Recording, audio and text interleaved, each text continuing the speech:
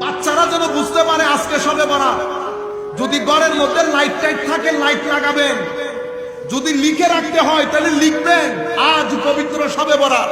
ও 6 বছরের বাচ্চা 7 বছরের বাচ্চা আগে সবে বরাত কেমনে বুঝতো? হালুয়া আর পরোটা আর কুলার খুশবে, সে বুঝতে পারতো যে সবে বরাত বুঝতে। এবং আমার জেঠারা তারাবাজি আনতো, আমরা তারাবাজি নিয়ে উঠানে ডুব দিছি। হালুয়ার বাজার নাও হয়, ফজরে উঠে হালুয়ার বাজার করবে। মা বোনরা শুনতেছে ঘরের মধ্যে যেন হালুয়া অবশ্যই হয়। রুটি হালুয়া ছাড়া যেন কালকে সবে বরাত পালন না হয়।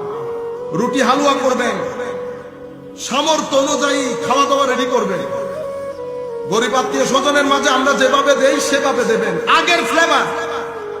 গোসল করবেন না, অমুক গোসল করতে নিষেধ না, অমুক সমুক বাদ দেন, গোসল করবেন। তওবার নামাজের মাধ্যমে সবে বরাতের যাত্রা শুরু করবেন। এক তওবা ওযু দিয়ে করব, আরেক তওবা তওবার নামাজ পড়ে করব। সূত্র শুরু করব পানির তওবা আর নামাজের তওবা দিয়ে। গোসল করবেন, তার আগে ঘর দুয়ার সুন্দর করবেন। বাচ্চারা যেন বুঝতে পারে আজকে সবে বরাত।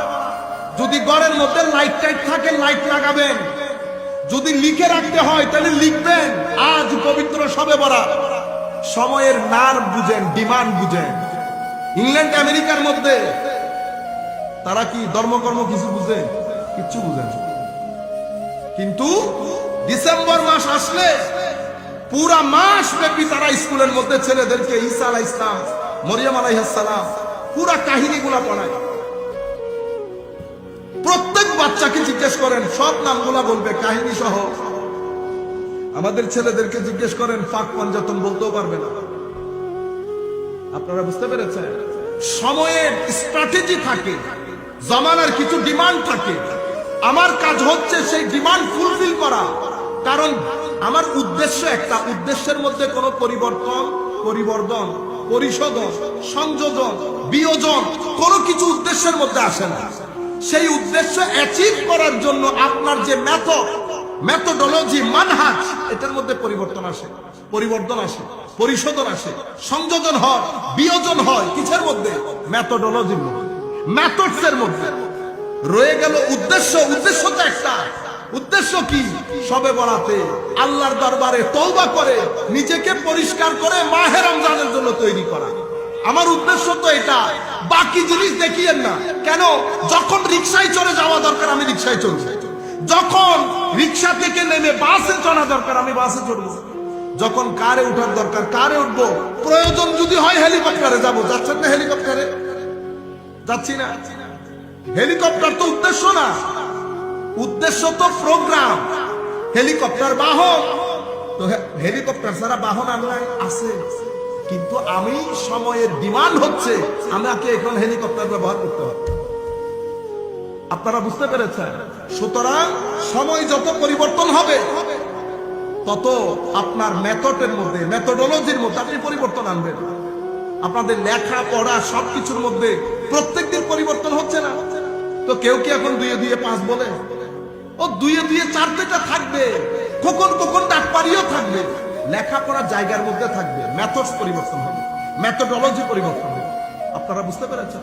সুতরাং টার্গেটটা একটা, কিন্তু ডিমান্ড পরিবর্তন, সময়ের ডিমান্ড পরিবর্তন হচ্ছে। আমরা বাচ্চাদের মধ্যে সবে বরাত আগে আমাদের বাপদাদারা কি করতো? বাজি আনতো না? বাজি আমরা 6-7 বছর যে পোলায় সবে বরাত বুঝবে। আমার ভিতরে সবে বরাত ঢুকাইলো কে? বাজি। আর আমার মার হালুয়া, পোলাও বা এখান থেকে আইসা আপনি যদি বলেন আমার ভাই পোলাও নাই, পেঁয়াজু আর সোনাবুট আছে, পেঁয়াজু আর বেগুনি খান যে, সোনাবুট পেঁয়াজু বেগুন, এটা ছাড়া আমাদের ইফতারি হয়? তো সোনাবুট পেঁয়াজু কি শরীয়তের দলিল? এটা কি আমার নবী এভাবে ইফতার করতো? এটা আছে, এটাও বাদ দিলাম। আপনার ছেলে মেয়ের বিয়ে করতেছেন, পোলাও রোজ ছাড়া আপনি কি সেখানে শুটকির বেগুন দিবেন? না, আমরা এগুলা করি না। আমাদের বাসার মধ্যে আমরা শুটকির বেগুন খাই, বিয়েটাও শুটকির বেগুন করবে কিনা? Common sense. তো পাবনায় পাঠাই দিতে হবে আপনাকে। আপনি বুঝতে পারেন নাই, দেশের কালচার থাকে, ট্রেডিশন থাকে। আমি জায়েজ না জায়েজের মধ্যে যাচ্ছি না। আপনি আমাকে শরীয়ত বুঝাইতে আসিয়েন না, শরীয়ত আপন জায়গা। আপনি আমাকে বলবেন আমার কোন কাজ যদি শরীয়ত গর্হিত হয় তো হয় কোরআনের দলিল দেবেন, নয় হাদিসের দলিল দেবেন। যে এই কোরআনের আয়া, এই হাদিসের মাধ্যমে আমার আল্লাহ অথবা আমার নবী এটাকে নিষেধ করেছে। নিষেধাজ্ঞা যদি আল্লাহ না দেয়, রসুল না দেয়, তো আপনি কে? আপনি কে?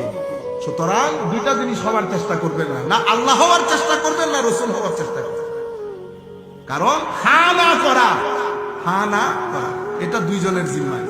আল্লাহ হাকিকি ভাবে ম্যানিফেস্টেটিভ রিপ্রেজেন্টেটিভ হিসেবে আমার নবী সাল্লাল্লাহু আলাইহি ওয়াসাল্লাম।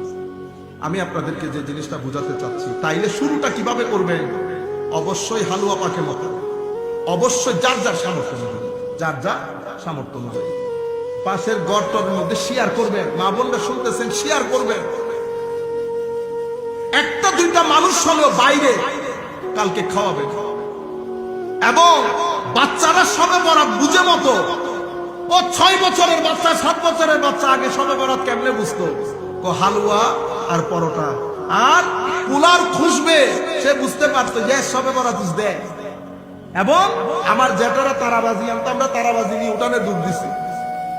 আপনি কোরআন শরীফ দেখতে গেছেন, চেক করতে গেছেন, ছাগল দিয়ে সুরাইয়া সুরাইয়া খাইতেছেন, তখন কোরআন হাদিস দেখার কথা মনে থাকে না?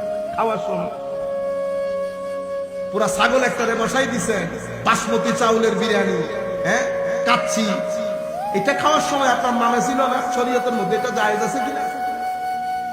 মা ভিড় করেছে গুন্ডে গুন্ডে টাকা 2 লাখ 10 লাখ নিয়ে বাসায় চলে যাইতেছে, তখন হিসাব ছিল না এটা শরীয়তের মধ্যে জায়েজ আছে কিনা? মানুষগুলাকে কেন ডিস্টার্ব করেন?